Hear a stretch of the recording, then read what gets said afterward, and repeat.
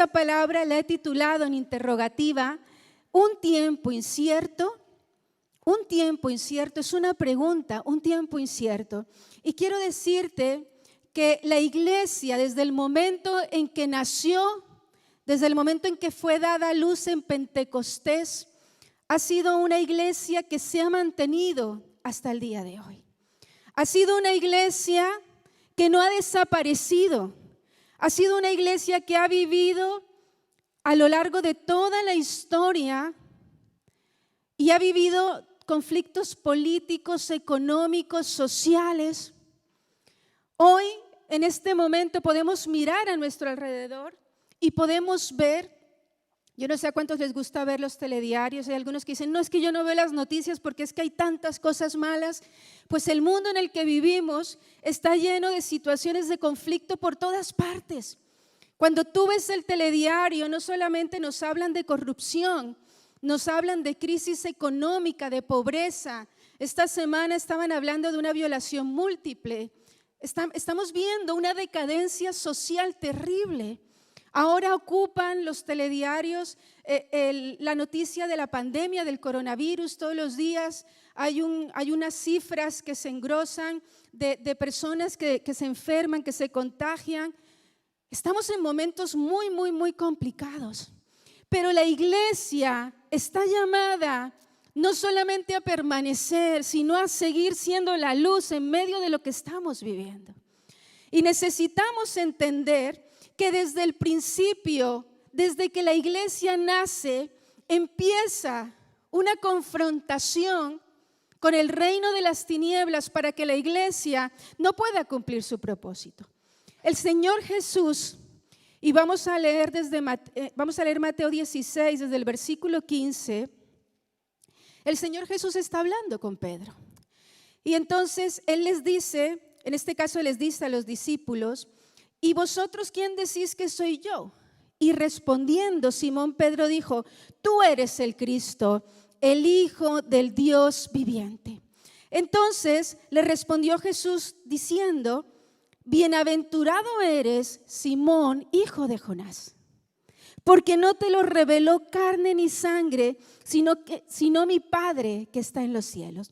Y cuando Él le dice, bienaventurado eres, dichoso, feliz, Jonás, Simón en este caso, hijo de Jonás, lo que le está diciendo está haciendo referencia a su padre, a su origen humilde, para decirle, esto no te ha venido porque tengas unos padres cultos, esto te ha venido porque ha sido una revelación de mi Padre para ti.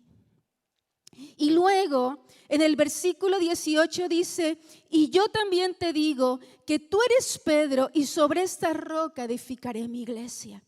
¿Cuál es la roca? La declaración que estaba haciendo Pedro sobre el Señor Jesús, la roca, la piedra del ángulo. El Señor Jesús sería el sustento, el Hijo de Dios, el sustento, la roca sobre la cual se iba a fundamentar la iglesia, lo que hace que la iglesia permanezca firme hasta el día de hoy, hasta que sea llevada. Y aquí es interesante cuando le dice, y las puertas del Hades no prevalecerán contra ella. Y aquí el Señor está dando una revelación. En este caso, la revelación está hablando de la confrontación que va a existir. Esta expresión, las puertas del Hades, lo que está queriendo decir es las puertas de la muerte. La muerte no podrá conquistar la iglesia, no podrá destruirla. El reino de la muerte no podrá tener efecto sobre la iglesia. La iglesia está llamada a ser una iglesia viva, a ser una iglesia viva hasta el día del rapto. Por eso esta revelación es tan importante, porque también está acompañada de una promesa. Nunca, nunca, nunca entrará la muerte a la iglesia, porque está fundamentada en la roca que la mantiene viva. Amén. Entonces tenemos que entender esta confrontación que ha existido desde que nace la iglesia en Hechos 2. Y vemos esta confrontación en el libro de los Hechos, donde el diablo está tratando de atacar a la iglesia para que la iglesia no cumpla su misión. para ahogar, para destruir a la iglesia desde que está empezando. Siempre el diablo va a trabajar cuando somos más vulnerables, para evitar que lleguemos a hacernos fuertes. Y vemos esta dinámica de confrontación, ataques desde dentro de la iglesia y ataques desde fuera. Y es interesante ver que hay respaldo de Dios en cada uno de esos ataques. Cuando tú lees el libro de los Hechos, los primeros capítulos, ves que venía el ataque, venía la victoria. Venía el ataque, venía la victoria. Venía el ataque, venía la victoria. Porque el Señor nos ha dicho que va a haber confrontación y va a haber ataque, pero va a haber victoria. Amén. Y necesitamos comprender esta verdad. Ahora, otra verdad que necesitamos comprender es que tú eres parte de la iglesia. Tú y yo hemos sido escogidos para ser parte de la iglesia. La palabra nos enseña que la iglesia es el cuerpo y Jesucristo es la cabeza. Y nos habla de los cristianos como miembros del cuerpo de Cristo. Eso quiere decir que tú has sido traído a la iglesia por voluntad de Dios. ¿Estás escuchándome? En estos días alguien me mandaba un mensaje tan lindo y me decía: mi vida está ligada a la historia de mi iglesia. Y yo decía, qué profunda. Esta persona siempre ha sido muy profunda y muy entendida, pero me parecía tan hermosa esa comprensión. La Biblia nos habla de que el nuevo nacimiento es un acto espiritual. El Señor nos dice, la palabra nos dice que no nacemos de carne y sangre, sino del Espíritu. Es decir, no podemos pensar en el nuevo nacimiento como un nacimiento físico. El que tú vengas a la iglesia también tiene que ver con algo espiritual. En Hechos 2:47 está hablando de la iglesia de los primeros tiempos y dice, alabando a Dios y teniendo el favor con todo el pueblo. ¿Está aquí saliendo? ¿Y qué dice? Lean conmigo. Y el Señor añadía cada día a la iglesia los que habían de ser salvos. ¿Por qué estás tú aquí hoy? Porque el Señor te añadió a esta iglesia. Tú no estás aquí por voluntad de hombre, tú estás aquí por voluntad de Dios. Amén. Y tú tienes que entender que si Dios decidió en su corazón, en medio de tantas iglesias, traerte a este lugar, es porque el designio de Dios para ti es este. Por tanto, tú tienes que afirmarte en tu iglesia y ser parte de todo lo que Dios sueña hacer para esta iglesia y hacer contigo en medio de esta iglesia. Amén. Vamos a estar viendo algunos puntos que se encuentran en Hechos, donde yo veo como esta confrontación y quiero usar algunos términos y cosas que yo veo claves en esas primeras confrontaciones. He escogido unas cuantas, hoy vamos a ver solo una, pero me parece muy interesante para que veamos cuál es la obra esta, a veces solapada, a veces muy evidente, que hace el enemigo para estorbar la iglesia. El enemigo va a intentar estorbar siempre el avance de la iglesia. Y vamos a estar leyendo en esta mañana para este punto Hechos 5, capítulo 1 al 11, este punto se llama mentira versus verdad. Mentira versus verdad.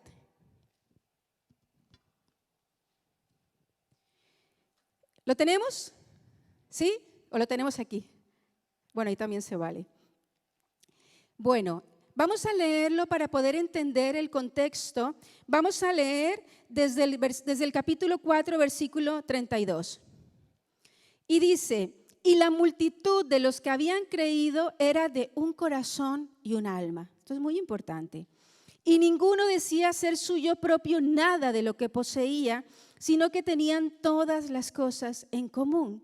Y con gran poder los apóstoles daban testimonio de la resurrección del Señor Jesús, y abundante gracia era sobre todos ellos.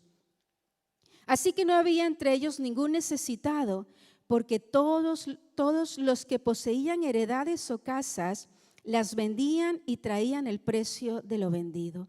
Y lo ponían a los pies de los apóstoles y se repartía a cada uno según su necesidad.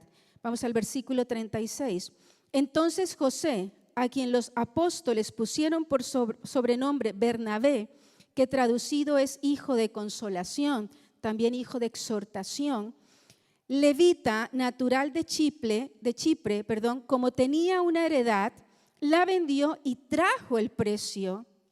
Es decir, él vende la heredad y trae todo el precio de la venta total de la heredad y lo puso a los pies de los apóstoles. Ahora sí entramos en la historia de Ananías y Zafira. 5:1. Pero cierto hombre llamado Ananías, con Zafira su mujer, vendió una heredad. O sea, ha hecho lo mismo hasta este punto que hizo Bernabé. Sabiéndolo, dice, versículo 2, y sustrajo del precio, sabiéndolo también su mujer. Y trayendo solo una parte, la puso a los pies de los apóstoles. Y dijo Pedro, Ananías, ¿por qué llenó Satanás tu corazón para que mintieses al Espíritu Santo y sustrajeses del precio de la heredad? Reteniéndola, ¿no se te quedaba a ti? Y vendida, ¿no estaba en tu poder? ¿Por qué pusiste esto en tu corazón? No has mentido a los hombres, sino a Dios. Al oír Ananías estas palabras, cayó y expiró, es decir, murió. Y vino un gran temor sobre todos los que lo oyeron. Y levantándose los jóvenes, lo envolvieron y sacándolo, lo sepultaron. Versículo 7. Pasado un lapso como de 3 horas, sucedió que entró su mujer no sabiendo lo que había acontecido. Entonces Pedro le dijo, dime, ¿vendisteis en tanto la heredad? Y ella dijo, sí, en tanto. Y Pedro le dijo, ¿por qué convinisteis en tentar al Espíritu del Señor? He aquí a la puerta los pies de los que han sepultado a tu marido y te sacarán a ti. Al instante ella cayó a los pies de él y expiró. Y cuando entraron los jóvenes, la hallaron muerta y la sacaron y la sepultaron junto a su marido. Y vino gran temor sobre toda la iglesia y sobre todos los que oyeron estas cosas. Es una historia tremenda que nos habla nos da lecciones tremendas también que necesitamos aprender y entender para nuestra vida. Este fue uno de los ataques del diablo desde dentro, usando algo desde dentro para dañar la iglesia. Y vemos la victoria del Señor porque Dios usa este mismo ataque justamente para traer más gloria, porque después de eso sigue creciendo la iglesia. Y de hecho, en unos versículos allí empiezan a contar a las mujeres, lo cual es muy interesante, porque hasta ese momento solo contaban dentro de los que eran ganados, solamente contaban a los hombres, ahora contaban también a las mujeres. Es un avance. Bueno, ahora sí en serio, vamos entonces a ver estos puntos más importantes y sabemos que la historia nos habla de varios personajes. Aquí yo diría que tenemos a Ananías y a Zafira como personajes principales. También tenemos a Pedro, tenemos a Dios, el Espíritu Santo, pero también tenemos a Satanás, tenemos los jóvenes. Interesante que mencione que los jóvenes fueron los encargados de envolver el cuerpo y sepultarla. Tenemos la iglesia en menor medida, pero vemos que hay toda una serie de personajes aquí y vemos también que ellos tienen esta heredad y la venden, pero solamente traen una parte a los pies de los apóstoles. Y vamos a enfocarnos en el versículo 3 y 4. Y vamos a ver varias cosas, porque yo creo que estos son los versículos claves. Vamos a ver primero lo que Pedro habla con Ananías. ¿Están conmigo? Versículo 3. Y dijo Pedro, Ananías, ¿por qué llenó Satanás tu corazón para que mintieseis al Espíritu Santo? El primer punto aquí es, ¿por qué has mentido? Pedro le pregunta a Ananías, ¿por qué has permitido? ¿Por qué has permitido? Y esta expresión es muy importante porque permitir es cuando tú dejas que algo ocurra o cuando no haces nada para que ese algo ocurra. Y permitir está muy relacionado con la pasividad. Pasividad es no hacer algo. Pasividad es no hacer nada. Pasividad es una decisión que tú tomas de no hacer nada frente a algo. Y yo quiero decirte que la pasividad es algo absolutamente grave y que de hecho está en contra de algo con lo que fuimos creados como seres humanos, y es la voluntad. La voluntad es la capacidad de decidir, de tomar decisiones. Cuando tú eres pasivo, tú no estás, pareciera que no estás tomando una decisión. Pero el hecho de que seas pasivo es de por sí una decisión, pero es una decisión incorrecta y peligrosa. No pienses que por no hacer nada vas a estar a salvo. No pienses que por permitirlo vas a estar a salvo. Tú necesitas entender que todo lugar vacío que tú dejes en tu vida, el diablo lo usurpará. Como hijos de Dios necesitamos ejercer nuestra autoridad. Esta pasividad se entiende cuando no estamos ejerciendo nuestra autoridad para decidir correctamente. Y vemos aquí que lo primero que le reprocha Pedro a Ananías es: ¿por qué lo has permitido? En tu potestad, en tu capacidad estaba tomar la decisión de decir: no lo voy a permitir. No lo voy a permitir. ¿Me estás entendiendo? Es tu responsabilidad. Nosotros como cristianos tenemos que actuar. Algo de lo que Dios ha puesto en mi corazón en este tiempo es empezar un curso que dimos hace muchos años aquí, que se llama El Camino hacia la Madurez, es de Neil Anderson. Y en la primera etapa habla de muchas cosas muy interesantes: la mente, la voluntad, las emociones. Habla de la confrontación satánica, de cómo el enemigo está trabajando constantemente, persistentemente sobre la vida del cristiano para que el cristiano sea un cristiano derrotado, enredado y nunca pueda realmente cumplir su propósito. Y él enseña algo muy interesante, y es tomar la decisión. Y él habla de llevar el pensamiento a Cristo. De tomar el pensamiento en el umbral antes de que entre por la puerta a tu corazón. Ahí es donde tienes que cogerlo, cautivarlo y llevarlo en obediencia a Cristo.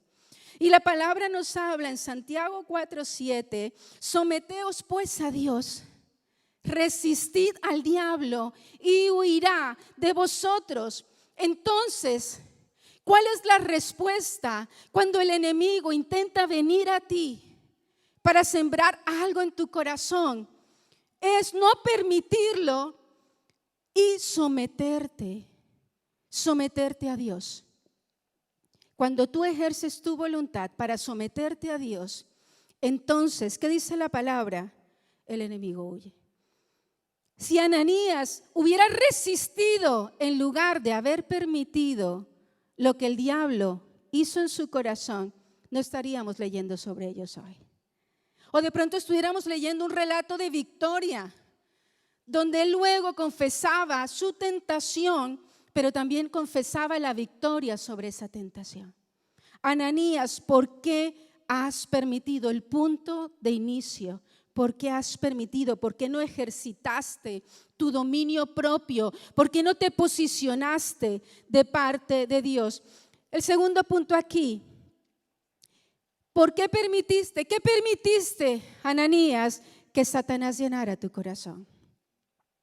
Ananías, ¿por qué permitiste que Satanás llenara tu corazón? La palabra griega aquí es pleroo, y es la misma que se usa en Efesios 5:18 para hablar de la llenura del Espíritu Santo. No se distraigan, es una puerta abierta, por favor, y es alguien entrando. Y significa completar. La palabra aquí, llenar, significa completar. Y es esta idea que me parece muy, muy ilustrativa cuando pensamos o imaginamos. Es esta misma idea de cuando algo se llena hasta que rebosa. ¿Cómo se llena algo hasta que rebosa? Se puede llenar gota a gota, como la gota que llena la copa, o se puede llenar rápidamente. En cualquiera de los casos se habrá llenado. Ahora, Yo creo que el diablo trabaja de las dos maneras, por supuesto. El diablo puede venir de manera abrupta y poner algo en nuestro corazón, pero la forma más sutil, quiero decírtela en esta mañana, la forma más sutil del diablo es poner cizaña, algo pequeño en tu corazón. Y el diablo pone ese algo pequeño en tu corazón, esa zorra pequeña en tu corazón, esa idea, ese pensamiento. ¿Y sabes qué? Lo pone, ¡puf!, lo suelta. Ya está. No lo cautivaste, no lo llevaste a Cristo cuando vino, lo dejaste, permitiste que entrara la gota. ¿Y sabes qué? Eso puede ser en la mañana. Y luego en la tarde vuelve y pone otra gota. Y al día siguiente vuelve y pone otra gota. Es el mismo pensamiento, no está variando.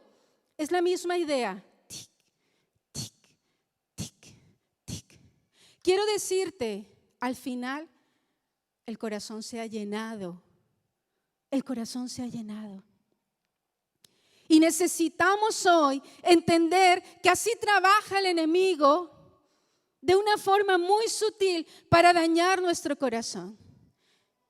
Mira, yo lo he enseñado muchas veces y yo he dicho, mi corazón es lo más valioso para Dios. Mi corazón es lo más valioso para Dios. Mi corazón solo le pertenece a Dios. Yo soy responsable por cuidar mi corazón, yo soy responsable por proteger mi corazón.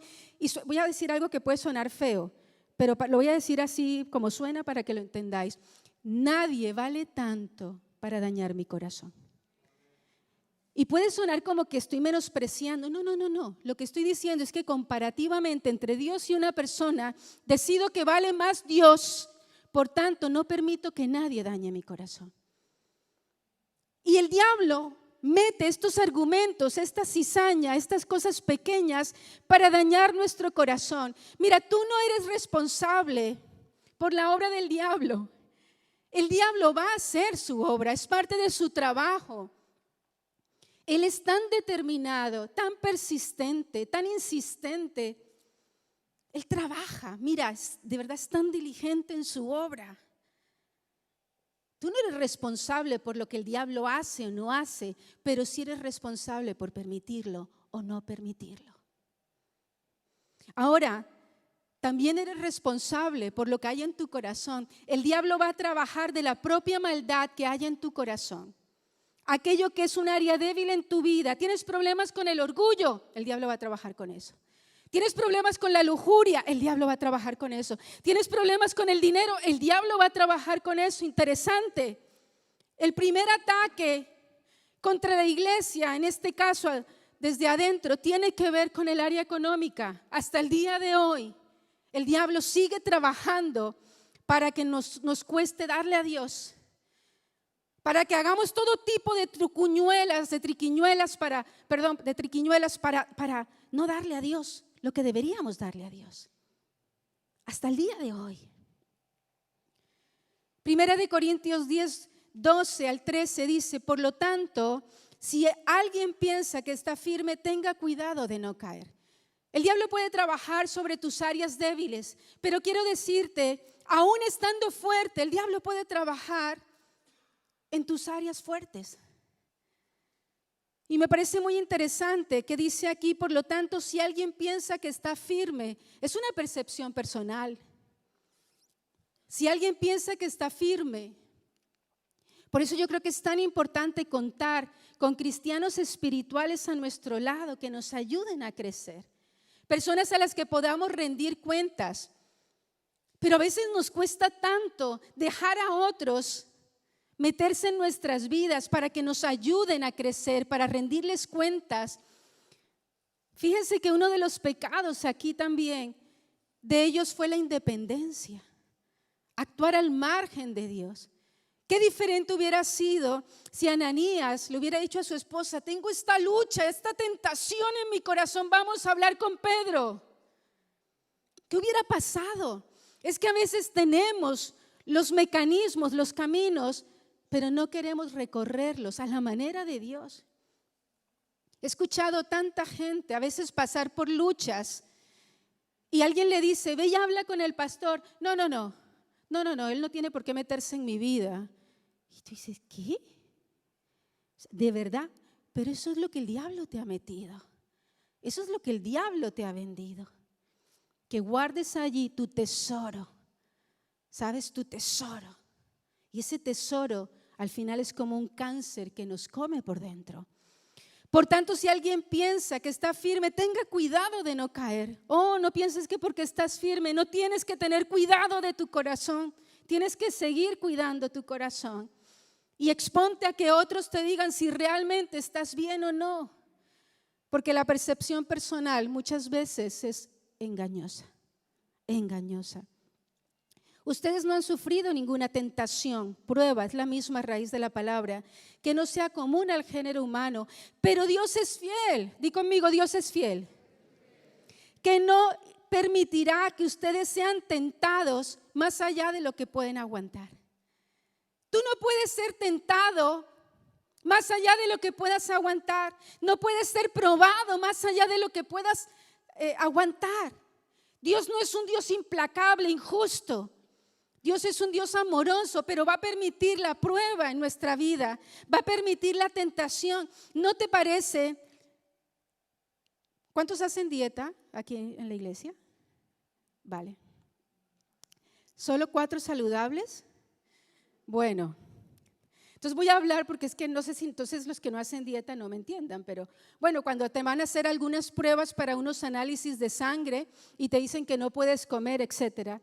A lo que voy es, cuando tú estás en dieta o no puedes comer, o estamos en ayuno, también es un buen ejemplo, y quieres comerte una tableta de chocolate.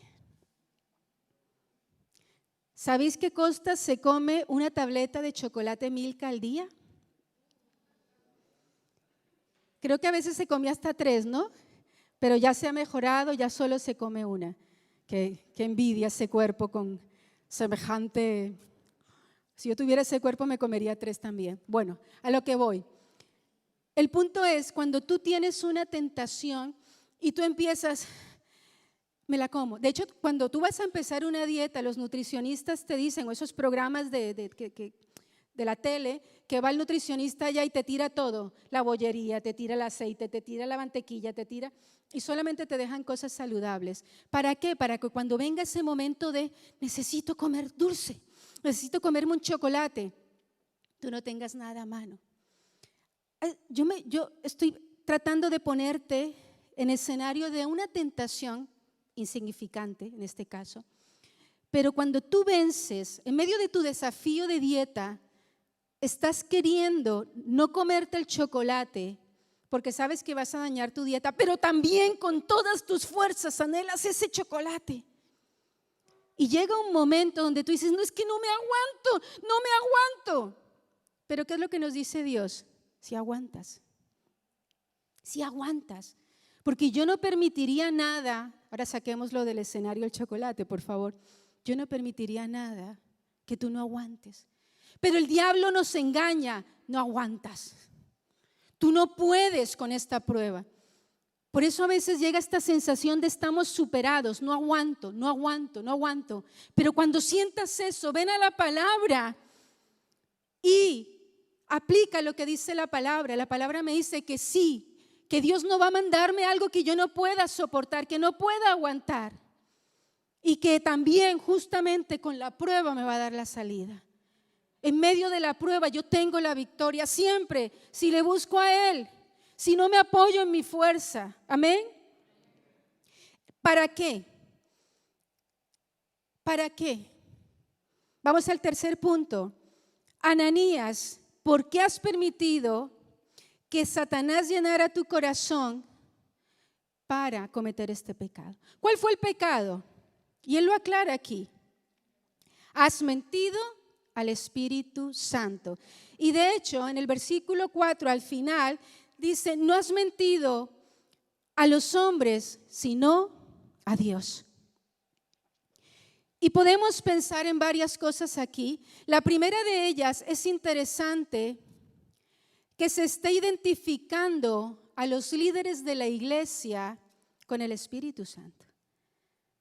Porque en este caso, Pedro lo está diciendo de manera muy clara. O sea, tú crees que estás mintiéndonos a los hombres, pero en realidad le estás mintiendo al Espíritu Santo. Y vamos al pecado. El pecado era mentirle al Espíritu Santo. El pecado era un pecado de mentira. Era un pecado de engaño. Era un pecado de hipocresía. Era un pecado de aparentar algo que en realidad no eres. ¿Qué era lo que querían en el fondo? Vamos a ir a la raíz. ¿Qué era lo que querían en el fondo Ananías y Zafira? ¿Qué era lo que querían? La aprobación que había tenido Bernabé cuando Bernabé vendió la propiedad y trajo todo el dinero. Ellos no querían dar todo el dinero. Ellos querían la aprobación sin dar todo el dinero. Admiraron el acto generoso y entendido de un Bernabé, pero no querían pagar el precio para tener la aprobación. Y al final Pedro les dice, pero vamos a ver, la heredad era tuya. Si no la vendías era tuya. Y si la vendías seguías teniendo la potestad, el derecho de decidir qué hacías con el dinero. No era necesario esta mentira. Pero esta era la maldad que había en el corazón. Por eso insisto, ya había un problema en el corazón de Ananías y Zafira, ya lo había. Había algo que no estaba bien. Esto no es algo que tú piensas de un día para otro. La maldad has dejado que se enseñoree en tu vida, no la has parado, no la has traído a los pies de la cruz. Y voy a contar algo, y lo voy a contar, y no quiero que se vuelva un punto de chisme, ni quiero que se vuelva comidilla, ni quiero que quieran investigar quién fue, ni quiero que empiecen a hablar de esto. Hace poco, un mes largo, nos llegó un mensaje a la iglesia. Y el mensaje decía algo así, a ver si me acuerdo. Nos preguntaba, ¿en vuestra iglesia permitís que vuestros jóvenes beban y se vayan de fiesta?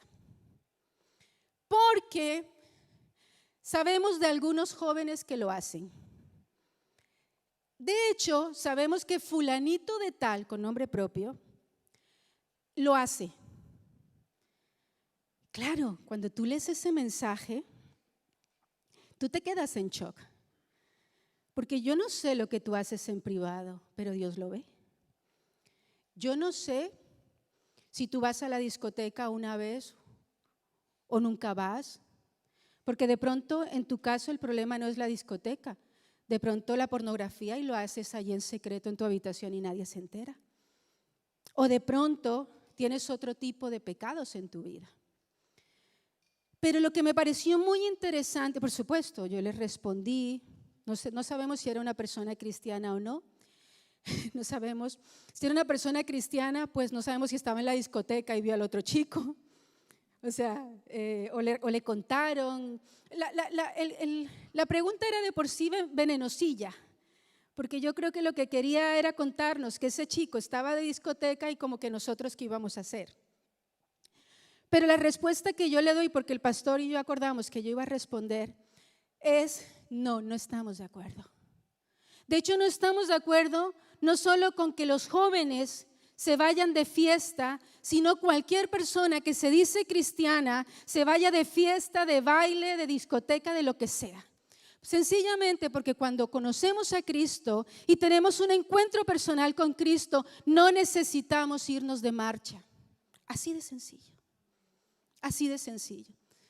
Y le digo, no sabemos nada de esta persona. Sabemos de jóvenes que han sido parte de esta iglesia y cuando están mal, vuelven al mundo y entonces van a la discoteca y van a beber. Nosotros no podemos hacer nada más que amarlos y orar por ellos. El punto aquí, y también le dije de paso, no sé si seas cristiana o no. Si eres cristiana, ten cuidado con el juicio. Ora por esta persona. Ten una carga genuina por esta persona. Porque como dice la palabra, a veces vemos más la paja del otro que nuestra propia viga. Pero si no eres cristiana, quiero decirte que en cualquier lugar vas a encontrar personas que aunque digan que son fieles a los valores de esa asociación, de esa empresa, en realidad con su vida no lo van a demostrar. Pero le dije, y en las iglesias vas a encontrar gente que dice que es y no es, pero ellos son la excepción y no la regla. Yo creo eso.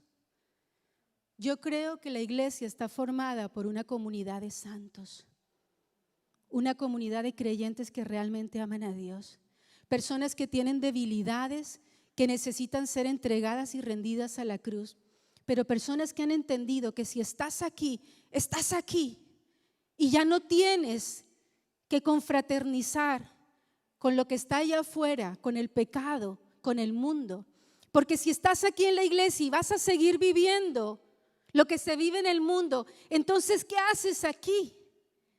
Ahora, no te estoy diciendo que te vayas, te estoy diciendo es que te afirmes aquí y dejes lo que vivías allá afuera.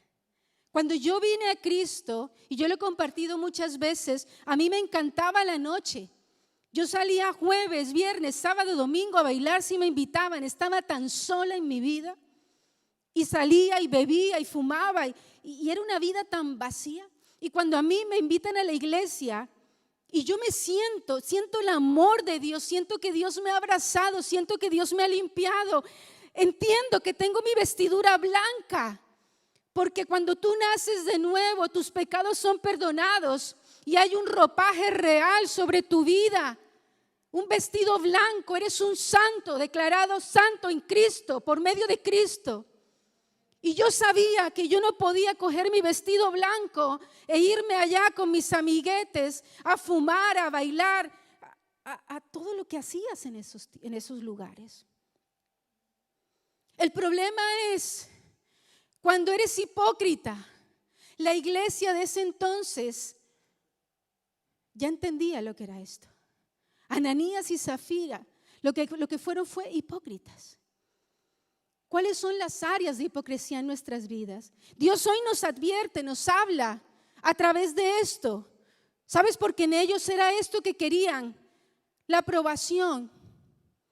Cuidado cuando somos de aquellos, como alguna vez decía un hombre hace muchos años, no es que yo soy carnal y yo estoy muy orgulloso de ser carnal y no lo voy a ignorar, o sea, no lo voy a esconder.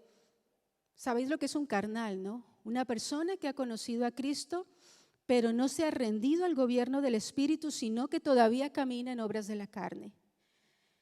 O sea, podemos tener áreas que están en proceso, pero después de años tú no puedes decirme que eres un carnal y sentirte orgulloso como si fueras, mejor dicho, vamos, te aplaudimos porque eres muy honesto, vale, no eres un hipócrita en ese sentido. Pero es que ninguna de las dos cosas tiene mérito. Necesitamos realmente el gobierno del Espíritu Santo en nuestra vida. Y si hay áreas con las que estamos luchando, pues tenemos que seguir luchando. Y si hay pecados a los que hay que renunciar, hay que renunciar a ellos para que la iglesia sea santa. ¿Por qué creéis que aunque él fue engañado, porque es lo que dice, o sea, Satanás te engañó?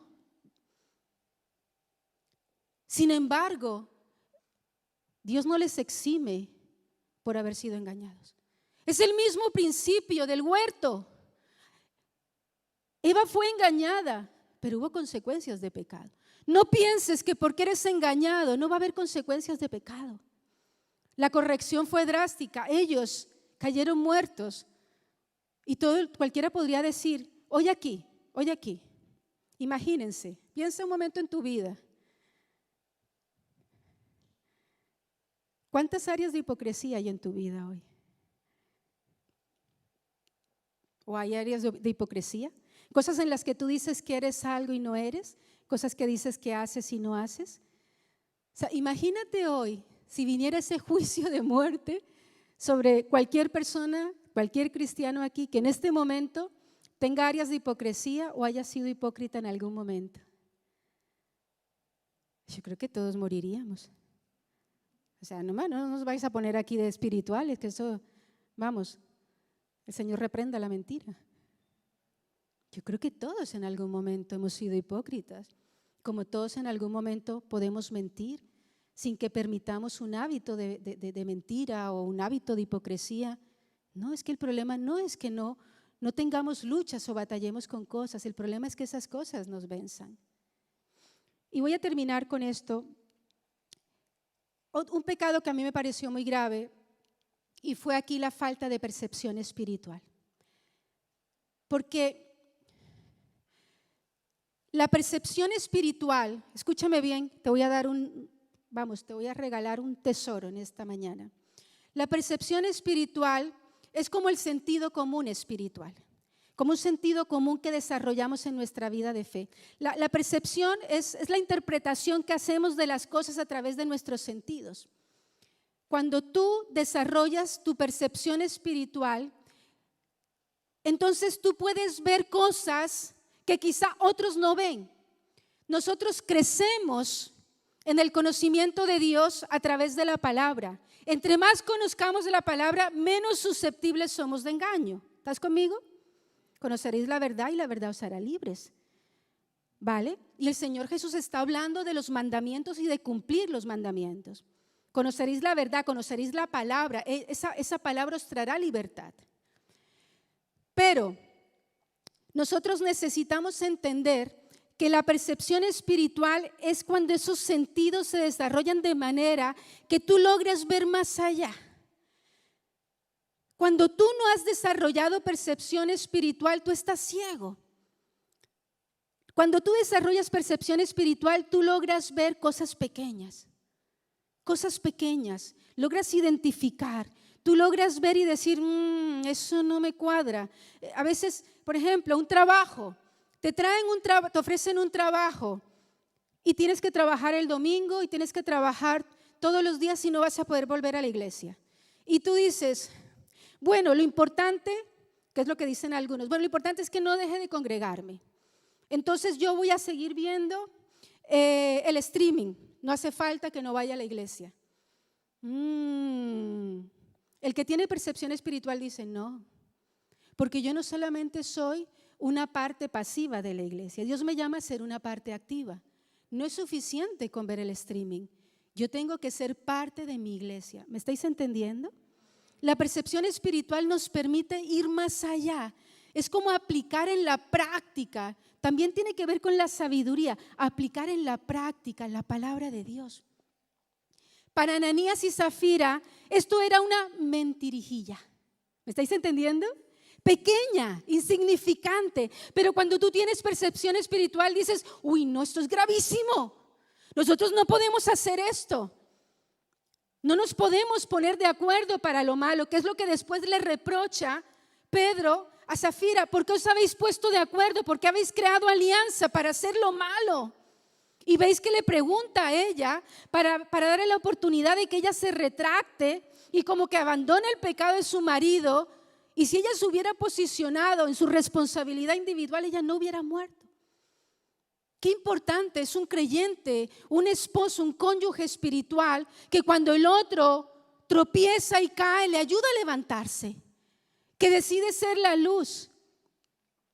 Esa alianza espiritual es peligrosa. La falta de percepción espiritual es peligroso.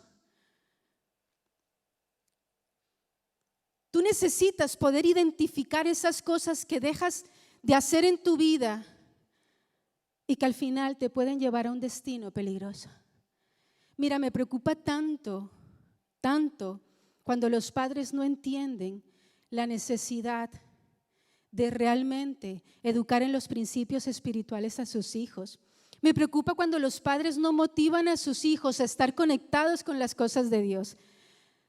Hace como un año, leí un libro y lo compartí aquí, que nuestro pastor, el pastor Colin, nuestro pastor que murió, él decía que a veces los padres éramos tropezadero para la vida de fe de nuestros hijos. Y decía, a un niño tú le dices, el niño un día dice, no quiero ir a la iglesia. Y tú le dices como padre, ay sí, pobrecito, es que hace mucho frío, es que está cansado, es que le duele la cabeza, lo justificas. Pero si el niño un día se levanta en la mañana y dice, ay, no quiero ir al colegio, tengo pereza. Y tú le dices, claro, mi amor, no pasa nada. No. Si tu hijo un día se levanta y dice que no quiere ir al colegio, tú sabes que no le puedes decir que no pasa nada. Tú tienes que engolosinarlo, tienes que ayudarlo a salir de ahí. Y si no sale, pues te impones. Con la iglesia es igual.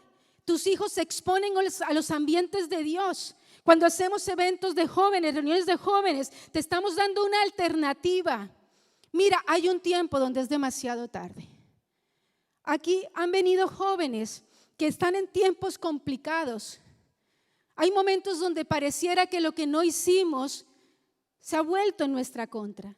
Y vienen unas consecuencias y luego sufrimos y luego podemos ver si yo lo hubiera presionado un poquito más, si le hubiera dicho que no frente a esto, si lo hubiera motivado a tener amigos de la iglesia en vez de otras cosas. Mira, mi hijo, después de muchos años, me dijo: mamá, no te voy a perdonar que no me hayas metido en el conservatorio. Hubo un momento donde yo le dije: cariño, ¿quieres estar en el conservatorio? Pero yo recuerdo que habían muchas cosas, habían actividades de la iglesia a las que él hubiera tenido que dejar de venir por estar en el conservatorio. Yo quiero, ¿qué es lo que yo quiero? ¿Que Mateo sea un músico o quiero que sea un hijo de Dios? ¿Qué quiero? ¿Que sea un hijo de Dios comprometido o sea una persona que asiste a una iglesia? ¿Qué quiero? Tienes que establecer tus prioridades. ¿Qué es lo que tu hijo necesita? ¿Para qué lo meto al conservatorio? ¿Para que saque un CD mañana y me haga rico? ¿Me estás entendiendo a dónde voy? ¿Cuál es el propósito? Yo no estoy diciendo que nuestros hijos no puedan ir a clases extraescolares, pero estoy diciendo es que evaluemos lo uno frente a lo otro. Si mis hijos no pueden venir a su reunión de jóvenes porque están en clases de algo, entonces yo estoy haciendo un negocio. No estoy usando percepción espiritual. Le estoy dando más valor a otra cosa. Y eso es peligroso. Y eso es peligroso. Tenemos que tener cuidado. Vamos a ponernos de pie.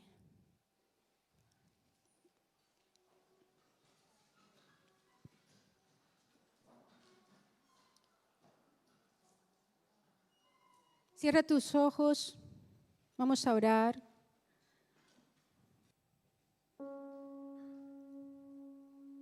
¿Qué estamos permitiendo en nuestra vida? Hoy el ataque sigue estando sobre la iglesia.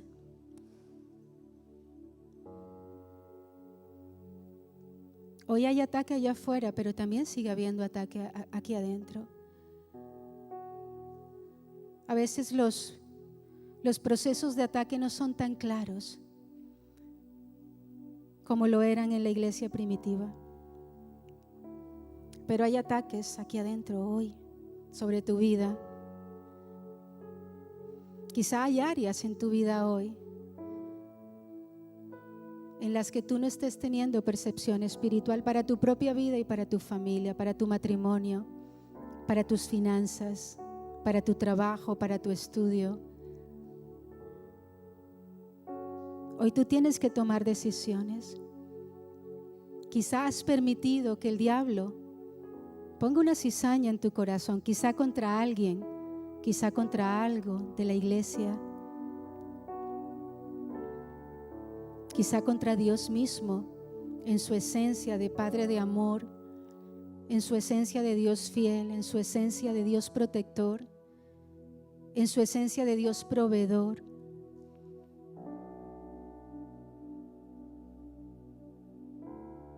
El propósito del diablo es detener tu avance. Por eso sí tienes que evaluar dónde estás hoy, dónde estabas hace 3 meses, dónde estabas hace 6 meses, dónde vas a estar en 3 meses, en 6, en 9, en un año.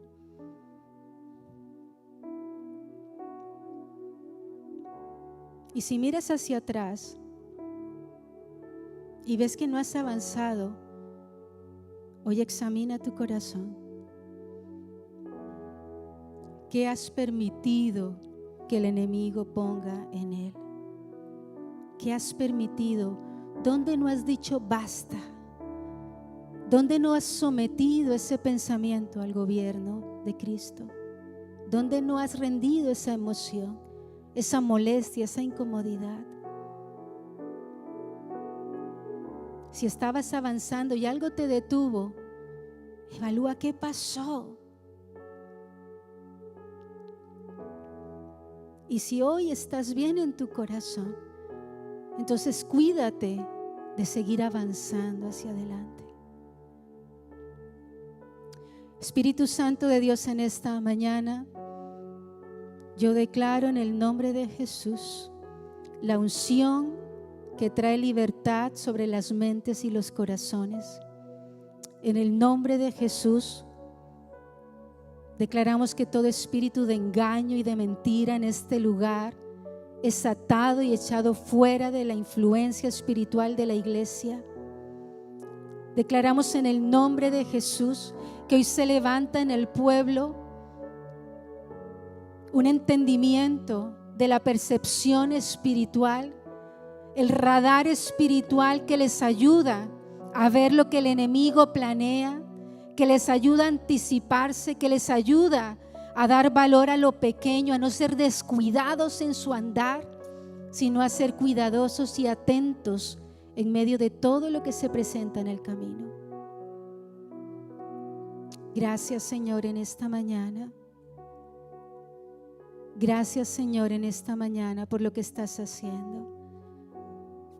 Y quizá tú tengas que llegar hoy a tu casa y tomar un tiempo y pedirle al Señor que evalúe tu corazón. Porque el diablo tiene esta capacidad de sembrar algo en nuestro corazón que se vuelve parte de nosotros y ya ni lo vemos. Pero tú necesitas hoy exponerte para que lo que el diablo sembró y te apartó y te alejó y está enturbiando, porque esa es la palabra que siento, como cuando algo enturbia el agua limpia. Tú necesitas hoy identificar eso y tomar una decisión. Escúchame, antes de que sea tarde. La percepción espiritual nos permite también entender esos puntos críticos donde tenemos que tomar acción antes de que sea tarde, antes de que ya no podamos hacer nada, antes de que solo nos quede el remordimiento, la culpa. Necesitamos hoy tomar decisiones. Gracias, Señor. Gracias. Amén.